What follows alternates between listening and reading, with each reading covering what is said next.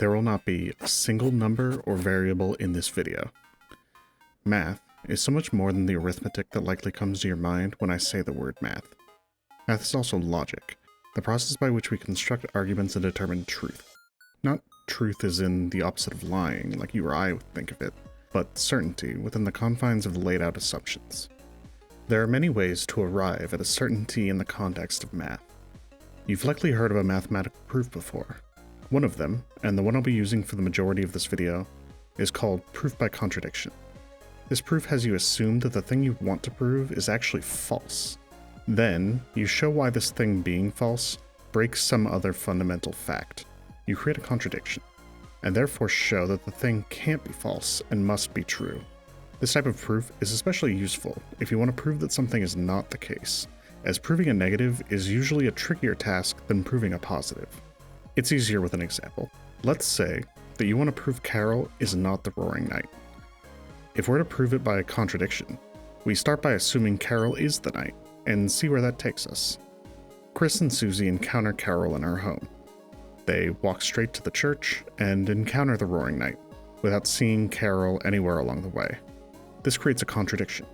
For Carol to be in the church before Kris and Susie, she would have had to have passed Kris and Susie along the way. This is a proof by contradiction, that Carol is not the knight. Hold your comments, I can feel the anger radiating from you already. Of course, this isn't a rigorous and thorough proof. There's still a chance Carol is the knight, but that's because we haven't done our due diligence in setting up the assumptions and conditions necessary to construct a mathematical proof within the confines of something as fluid and chaotic as a fictional story. We need to agree on some ground rules first, some base assumptions that, for now, we're just assuming to be true. They could be false. These assumptions don't have any logical structure supporting them. They're just a baseline that is generally agreeable so that we can begin our proving. So, let's assume, for the moment, 1. There aren't any features in Hometown's layout that we as the players are unaware of. There's no hidden tunnel between the holiday home and the church. There's no path through the woods. The screen transitions aren't hiding any lengthy, maze-like streetways. 2. There aren't any fundamental rules of the Deltarune universe that we're unaware of. Lightners can't travel between dark worlds like Rousey can. Deer monsters don't secretly have the ability to teleport. 3. The writing of Deltarune is generally consistent and accounts for the player's choices outside of dialogue and menu choices. This isn't a plot hole Toby didn't consider. Kris and Susie visiting the Dreamer house and discovering Toriel missing isn't what canonically happens. Any big surprises are foreshadowed by Toby, and he isn't going out of his way to lie to or trick the player. This is our framework. It's the rules of the world we're assuming for now, because making assumptions like these is the only way to start reasoning our way through the darkness. But us assuming these things doesn't make them true. It just means that if the above 3 things are true, Carol being the Roaring Knight creates a contradiction, and therefore, if these things are true, Carol is not the knight.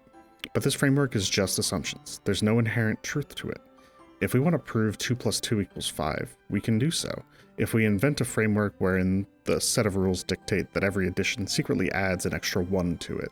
In the same way, if Carol being the knight causes a contradiction, we can reevaluate our premises instead of declaring the statement false.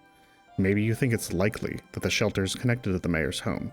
It would make sense in an emergency situation to ensure the politician's safety. And so to you, it's more likely that the premise is faulty than my proven statement, and that's completely valid. With that out of the way, let's examine the question I ultimately want to figure out the answer to. How much does Carol Holiday actually know? To elaborate, how much of Kris's and the Soul's activities is Carol aware of? Does she know that Kris is possessed? Is she aware that Kris has been tearing their soul from their body? That Kris and the Soul are currently in some way antagonistic to each other? These questions seem like they have an obvious answer, but I promise you, pretty quickly, the obvious answers start to run into contradictions elsewhere, so stick with me for a bit and give me a chance to go through everything. A proof by contradiction. Let's assume, for the sake of argument, the obvious answer to the question. Carol knows pretty much everything. Either Carol is a mastermind behind whatever plot is hatching between the anti-fun gang, or directly in contact with the mastermind and is fully aware of their plans. She also is tuned into Kris's mental and physical state, either being a reason behind the soul possession, or simply aware of their current struggle and the reason why it's happening. For the sake of ease, I'll call this possibility the Mastermind Carol timeline, but it encompasses all the previous possibilities. It's just reliant on her knowing every step in the plan, not necessarily being the one who came up with it. Let's lay out a Mastermind Carol timeline of events. Before day 1. Whatever happens to Kris that has them take possession of the Red Heart Soul, Carol is aware of it, sees it happen, or orchestrates it. Maybe Carol is the second voice in the vessel creation sequence. Maybe Kris confides in her because they need her passkey to the shelter. Maybe the Knight clues her into the plans after wrapping Kris up in the ordeal. It doesn't matter. Whatever happens, Carol knows enough about it to orchestrate her plans. Day 1. The player takes control of the soul in the morning of the first day. This is an important milestone. We don't know about any of the other events that transpired prior to this moment, beyond what we've been told by other characters. We have to assume that Kris and Carol are both aware of this fact and are relying on this remaining true since they have not clued us into their plans. Day 2. Someone opens the second dark fountain, and Carol knows who opened it. Kris opens the third dark fountain. Kris asks Tenna to delay the Fun Gang until the Roaring Knight arrives. Day 3. The Fun Gang encounters the entity referred to as the Roaring Knight. This entity, right here, who from now on I will simply refer to as the Roaring Knight, or the Knight, but whose identity is only given by the UI and by other characters who are either prone to lying or being wrong. And the UI has lied to us before, but I'm not getting into it now. Kris throws the fight if needed. The Roaring Knight takes some ambiguous action against Toriel and captures Undyne, taking her to the shelter. At the shelter, someone inside opens the door for Kris, at which point the player's POV is cut, disallowing us from seeing who's inside or where Kris goes. The soul attempts to read the shelter code inside the guitar, which Kris prevents. Kris is told that Kris needs the soul in the Dark Worlds, presumably for a task like closing dark fountains or destroying titans. Kris is told to keep Susie away from the guitar. Susie retrieves the guitar. Kris calls Carol, who arrives and takes the guitar from Susie before she can read the code. As Kris is leaving, Carol stops them and tells Kris that you are welcome here anytime, in bright red, all caps text. And we can stop there, since we can't really derive anything from events that happen after Carol's last appearance. Those of you who like to fixate on the same things I do might already be catching what I'm getting at, but let's do our due diligence. What are the base assumptions we're working off here? First, we're going to reuse some from earlier, and we'll shortcut them so that they're a bit easier to talk about. 1. There aren't any fundamental rules we're unaware of, and 2. Deltarune makes sense. And we acknowledge that these assumptions are only being held to for their relevance in the how much does Carol Holiday actually know discussion. There are clearly rules about the world that we're unaware of, but that doesn't mean they'll be relevant to this mystery we're solving. They might be, and we might get to that later. For now, we're assuming these are true because to do otherwise means we can't proceed with our reasoning. Let's add a couple of assumptions for this particular Carol Mastermind timeline. 3. When Carol says you, she is referring to the soul or the player, not to Kris. And 4. Carol is being honest when she welcomes you back anytime. We'll reverse the first of those assumptions later. The second is, again, just something we have to take as truth, because otherwise, the scene doesn't mean anything and our speculation ends. For now, let's look at our timeline and see where our contradiction is already forming, starting from the very end of it. Carol welcomes the soul/player to return to her home. The red flags should immediately be shooting up, based on what happened immediately prior to this welcome. Carol asks Kris to keep Susie away from the guitar, to keep her from learning the code, and does not mention keeping the soul away. Kris tries to keep Susie and the soul/player from the guitar, to keep them from learning the code. Carol welcomes the soul back anytime, risking the soul having another opportunity to see the guitar and learn the code. If Carol knows that Kris is trying to keep the soul away from the guitar, why would she welcome the soul back to her home? Clearly, Kris believes the soul learning the code needs to be prevented, either because it poses the same threat Susie learning the code does, or because the soul could somehow tell Susie. We can enter codes after all. as seen by the parental locks in Chapter 3. If Carol knows about Kris's and the soul's full dynamic, she would know about the antagonistic relationship, and either tell Kris not to hamper the soul if it's not a problem, or take the same steps to keep the soul away as she has Susie. This is a contradiction, so either we declare the Carol mastermind timeline false, or we modify our assumptions. 3. When Carol says you, she's referring to Kris, not to the soul or the player. Let's go through that same series of events. Carol asks Kris to keep Susie away from the guitar, to keep her from learning the code, does not mention keeping the soul away. Kris tries to keep Susie and the soul/player from the guitar, to keep them from learning the code. Carol welcomes Kris back anytime, safe in the knowledge that Kris can keep the hostile soul from learning the code. This time, we have to ask why all of the phone voice lines that reference the guitar only mention Susie. If Kris needs to be reminded that Susie can't get the guitar, wouldn't they also need to be reminded not to let the soul get it? The only soul mention is in a message relating to the Dark Worlds, and Kris needing it. We've hit another contradiction, but there's a bigger issue than that with this scenario. Why the big red text if there's no bigger implication? In the words of legendary wordsmith Andrew Cunningham, if an author writes a word in all caps and bright red text like a Sans remembers your genocide meme, they might be trying to tell you something. So we're locking this criteria into a middle ground for the future. When Carol says you, she is not referring to Kris. The generality of the statement I'll expand on later. So, Carol, or the shadowy orchestrator of her actions, isn't an all-knowing mastermind. What could she be missing? The Neglectful Carol. This version of Carol is aware of Kris's actions, but doesn't know about Kris's antagonistic relationship with their soul, and doesn't recognize the internal struggle Kris is dealing with, and as long as events move smoothly, she assumes everything is fine and that the soul is performing its function as a tool for Kris with no friction or interference. Everything about our timeline works, until we get to the phone call, specifically the line, "Without soul, Kris will." And, "Kris, dark world, no soul, can't." None of these are relevant to Kris if Kris isn't regularly removing their soul. If Carol were unaware that Kris's relationship with their soul is rocky, why would she feel the need to specify this to Kris? This doesn't fit either. I could continue with minor variations of this and pad out watch time for ages. Instead, I'll cut it short. You can find small contradictions in Carol's or Kris's actions based on which knowledge you assume is missing from either. If Carol knows less, the statements regarding the church tonight and the police sacrifice next week just don't track. If Carol knows more, her welcoming in a rogue, hostile element becomes an unnecessary and contradictory risk. So how do we reconcile this and avoid a contradiction? In my opinion, we have to assume Carol thinks she knows more than she does. Carol is wrong. She's mistaken, or she's been tricked. The double-crossed Carol. Here we go. Welcome to the meat of the video. Strap in. Let's imagine you are a Carol who thinks she is the mastermind. Everything is going according to plan.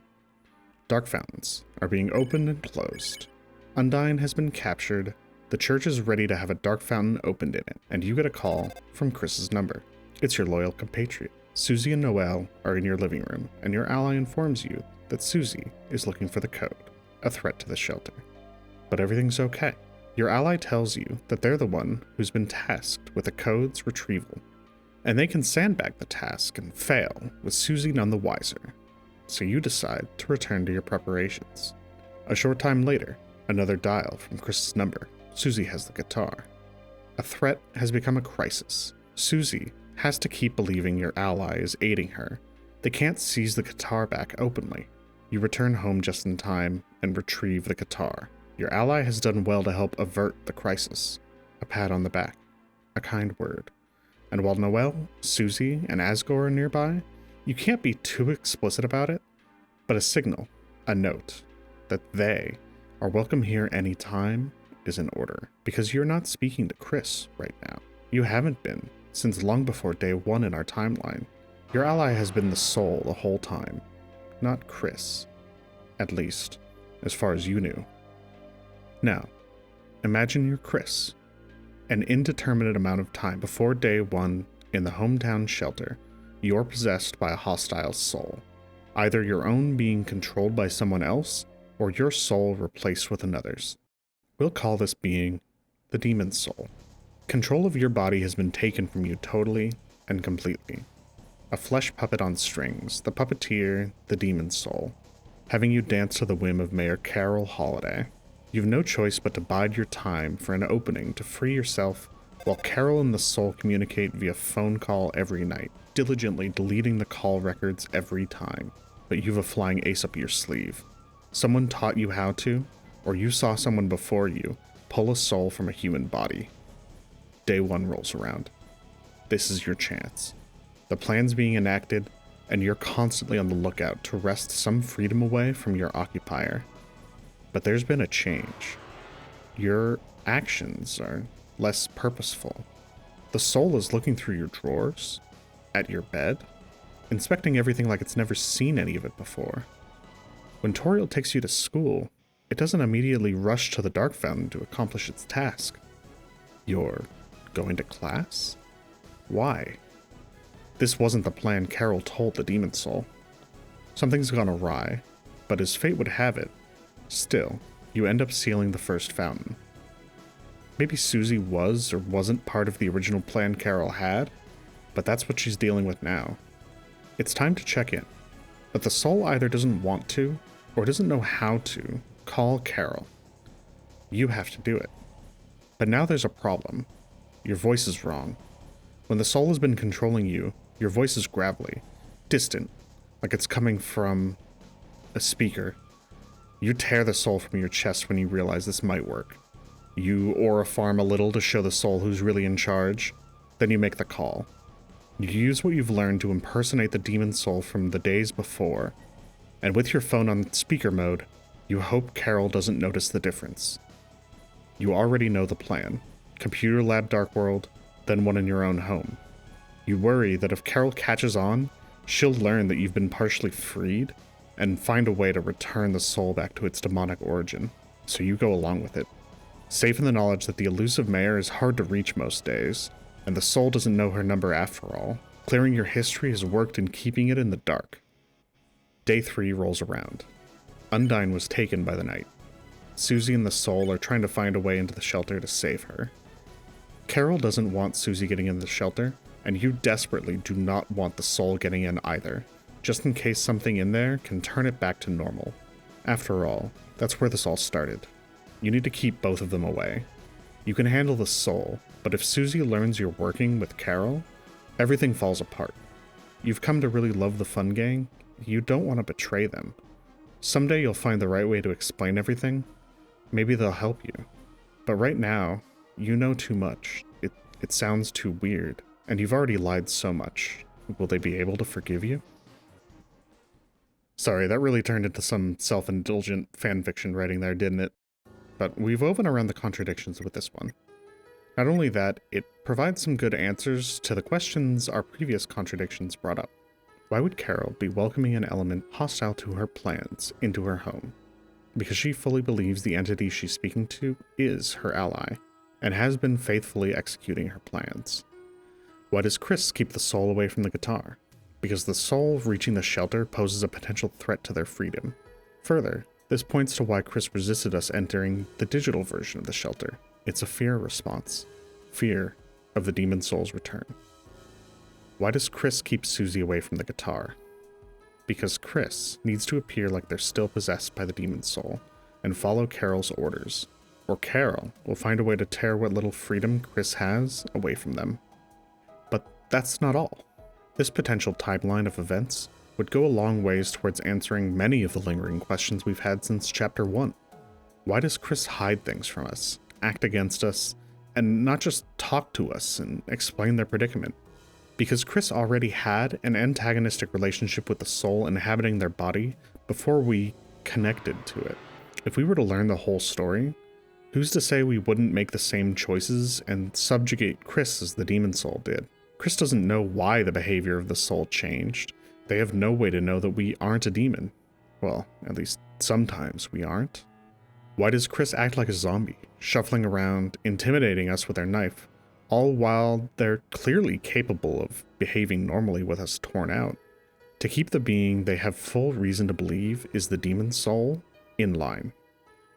They're using the behavior they practiced on Noelle, spooking her with scary pranks, hiding under the bed, acting like a horror movie monster, just in case the soul they clearly can't trust wants to try something.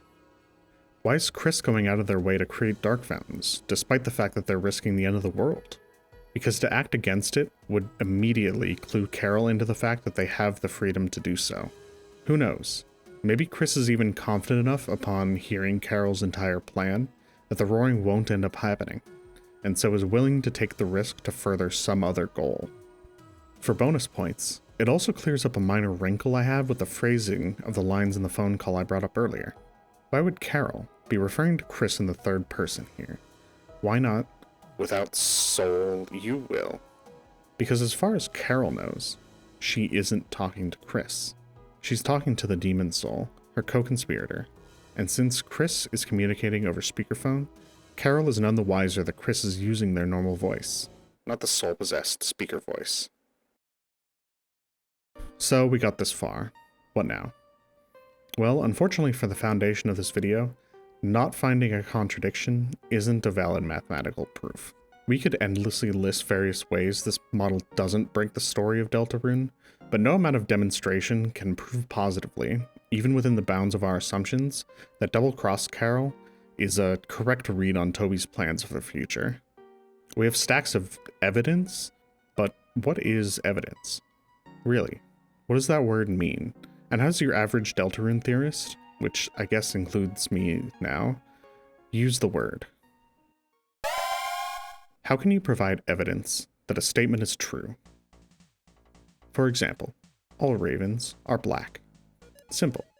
You start rounding up ravens, and make sure that none of them are any color other than black. But in this world of arbitrary math problems, sometimes restrictions exist. And for now, we can't go bird catching. What then? All non-black things are non-ravens. This statement, and all ravens are black, are, from a logical standpoint, equivalent. This should make sense intuitively to some extent. If all ravens are black, then anything that isn't black can't be a raven. Proving this flipped statement would be a proof by the contrapositive of the original statement, all ravens are black. How would you provide evidence that non-black things are non-ravens? You could present a red apple, or a white sports car. Any non-black thing that is not a raven is in some way evidence towards proving your claim. Why? Because if you couldn't gather ravens, but you could gather every single non-black thing in the universe, you could definitively say the ravens are black. If among all of those non-black things, you found not a single raven, so one item among that sea of near infinite non-black things is the tiniest portion of evidence towards proving ravens are black. This is what's known as the Raven Paradox, or often Hempel's ravens. It's a conflict between what we as humans intuit about what evidence is and how it's used to prove what's true in our lives, versus how logical statements can sometimes take that to its extreme. A paradox that was infamously and brutally butchered by one particular murder mystery visual novel. And it's not an unresolved paradox, but resolving it involves looking at evidence not as a binary yes or no, is it evidence or is it not? You have to think for yourself how meaningful the evidence is. In absence of black ravens, what multitude of objects... Sorry, what were we talking about again? Deltarune? Originally, my plan with the script was to be cheeky and end the video there, but after going through and editing, I think this is worth saying instead of just leaving to implication. Theories, not just my double-crossed Carol proposition, but most Deltarune theories out there, are propped up on evidence like this.